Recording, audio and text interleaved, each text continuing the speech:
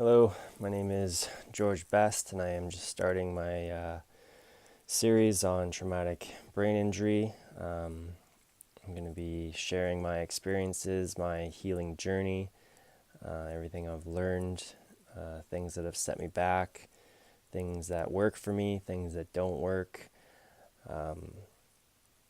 Just my story. I'll probably do a lot of daily check-ins just to show what it can be like for someone living with a brain injury.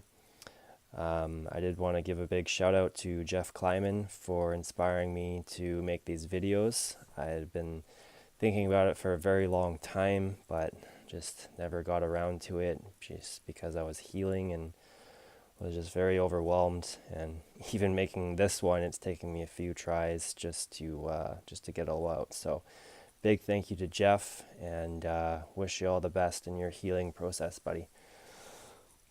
So my first major head injury was in 2011 from a snowboarding accident. I hit my head on the back of a tree.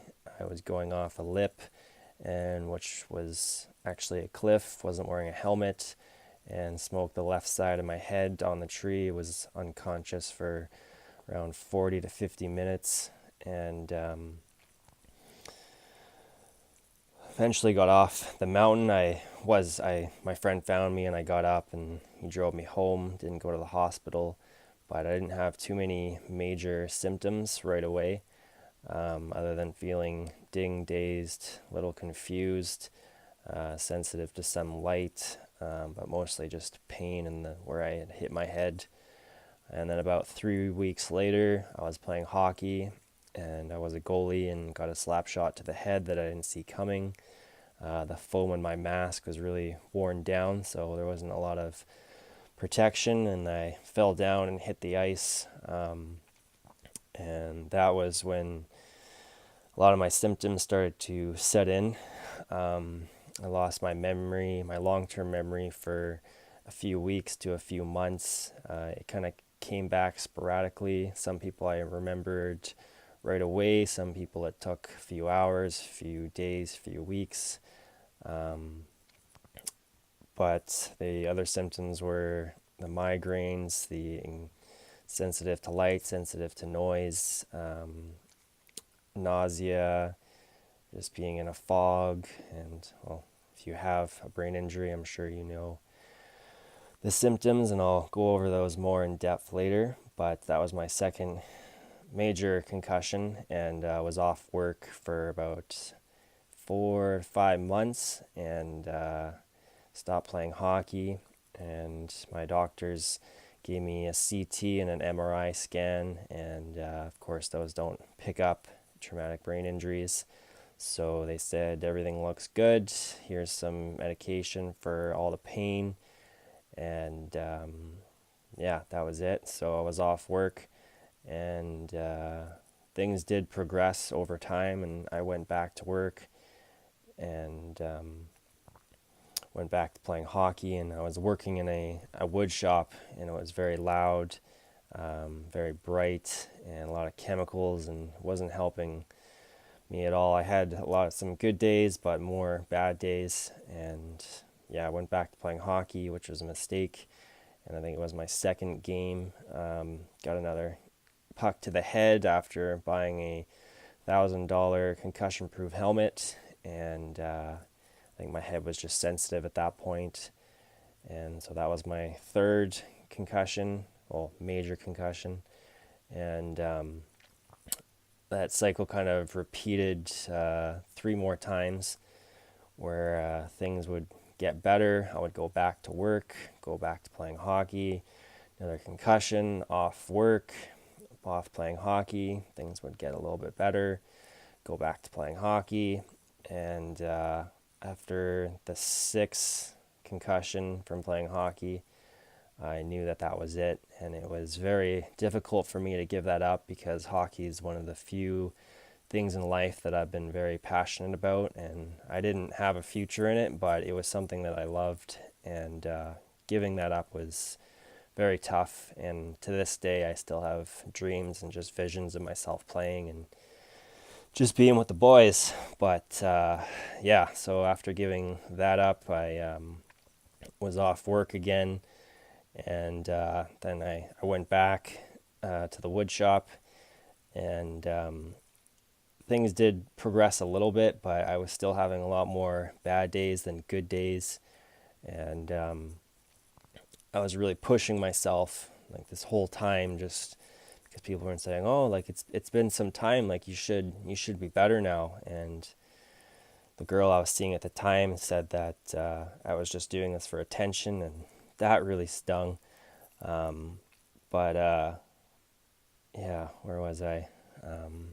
So yeah, I was back working after the 6 concussion playing hockey, and was really pushing myself and trying to move up with where I was. I was trying to take someone else's position because they were slacking off, and I was just kept pushing, and I was working too quick one day and then hit my head on the back of a steel pole that I didn't see, and that was my last day at the cabinet shop, and was off work for another 9 months after that. And that was in 2014, and that was when a lot of the symptoms just didn't go away. And from that point on, it's been permanent to this point. So I was on EI, which is like just checks from the government, welfare, whatever you want to call it. But when that ran out, I didn't have any other options for money, so I went back to working, took the first job I could get as a dishwasher at a restaurant. And that was a really, really bad call, but I needed money because the environment, people were great, but the environment was very stimulating, very loud, very noisy, a lot of stress. But again, I just kept pushing, setting myself back. And when I got home from work, it was just rest, recover, just doing nothing, just isolating myself. Yeah, and then that just kept going for a few months, and then they moved me up to prep cook, and then I was cooking online before you know it, and that was the most stress I felt, and that pushed me to my biggest breakdown, and I was having a lot of depression.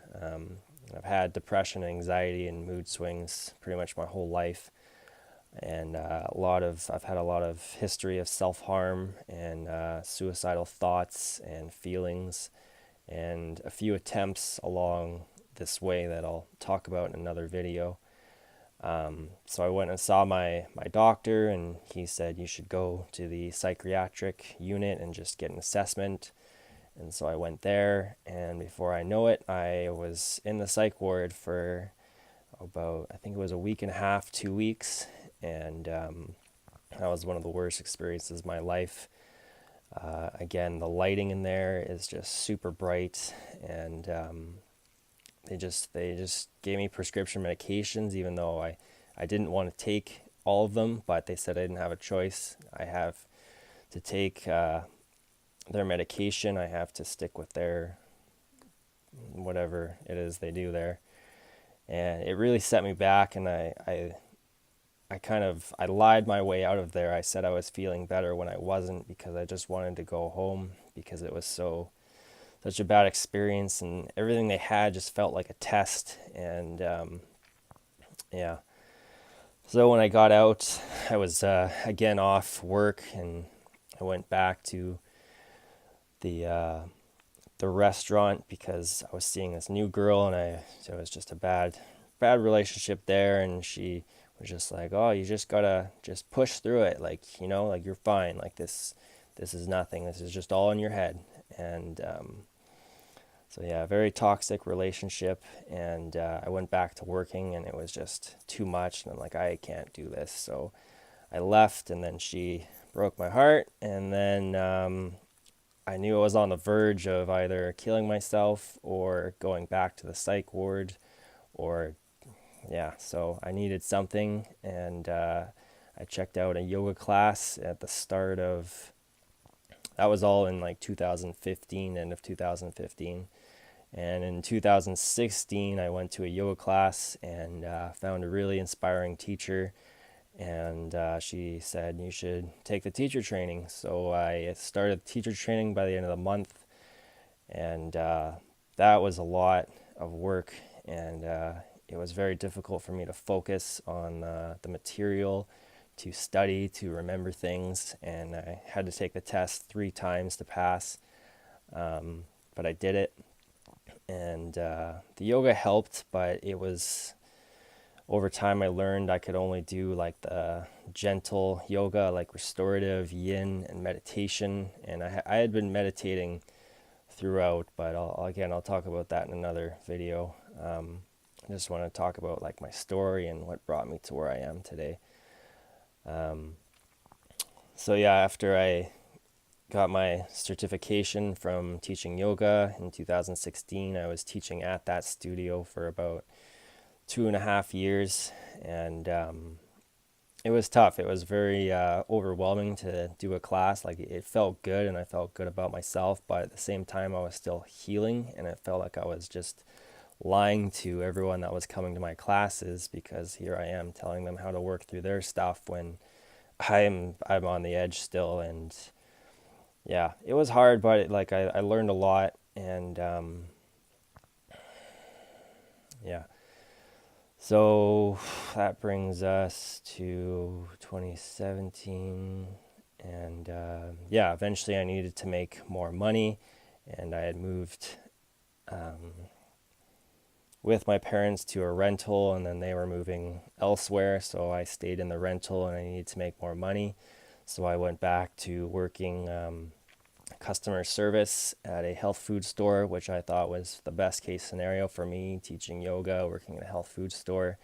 But it quickly became very overwhelming, and I just kept pushing myself. I didn't realize how much I was setting myself back with just talking to people all day, with walking around the store, with dealing with money, being on the computer. And I was in another relationship, and my partner had moved in, and when I came home, I would just shut down and just couldn't talk. I was just so overwhelmed, and yeah, I felt horrible about it. And I was very hesitant to get back into a relationship, but when you find the right people, you find the right people. Yeah, and then yeah, that brings us to, I guess, 2018. So this past summer, I had another really bad breakdown. My partner had left me because she had had enough of what I was dealing with, and it wasn't really fair for her to deal with that as well. But that was a huge loss, because she was the love of my life. And yeah, I had stopped teaching yoga, and I quit working at Roots, the health food store, just because it was just hard to be around people, and was also a yoga teacher, and being at that studio was just too emotional for me. So yeah, I had another really bad breakdown and setback, and I was calling the crisis line a lot just to keep me on edge. And I knew if I went and I saw my doctor or a therapist, they would have just said, like, you need to go back to the psych ward, you need to be on all these medications. And I had been off of medication since 2016. Yeah, started 2016. So yeah, I just kind of bared down and again isolated myself.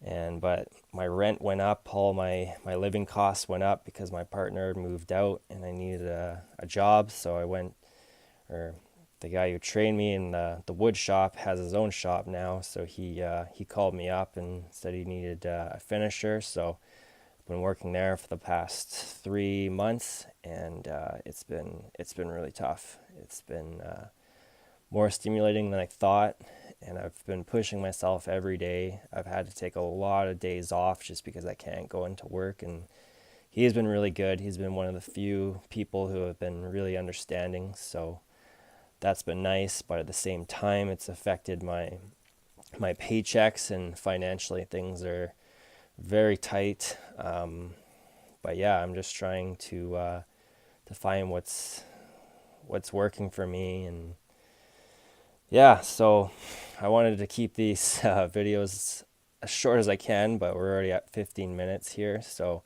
I just wanted to get the first video out of the way and just kind of tell my story with where I'm at. And yeah, coming up on 8 years of dealing with all these symptoms and my life just changing forever. And the more I look into it, the more videos I watch, the more I realize that this is permanent, because it's the brain. It controls my entire existence, and if that is damaged or compromised, then you're going to be dealing with those effects for the rest of your life.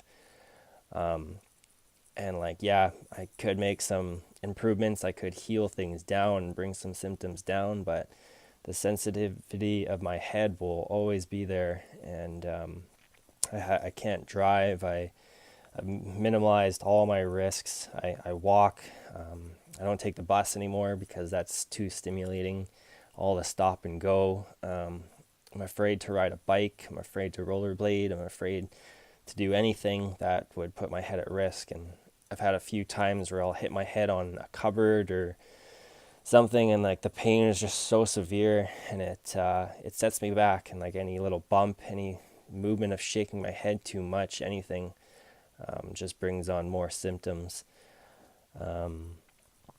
So yeah, that's where I'm at. I'm still struggling through it all, and but I know it's time to just try something new, just to put what I'm feeling out there, because I know other people are feeling it, and it's tough, and there's not a lot of support out there, and you really got to do it all yourself.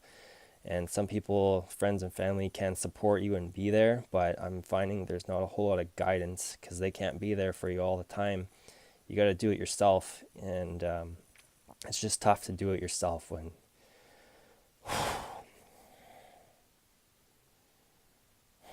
you have so many symptoms. Yeah, but yeah, thanks for watching, for the few people in my first video. But yeah, I want to get better. I want to help people, and I want to find a way that this is more known to people, and there's more resources out there. So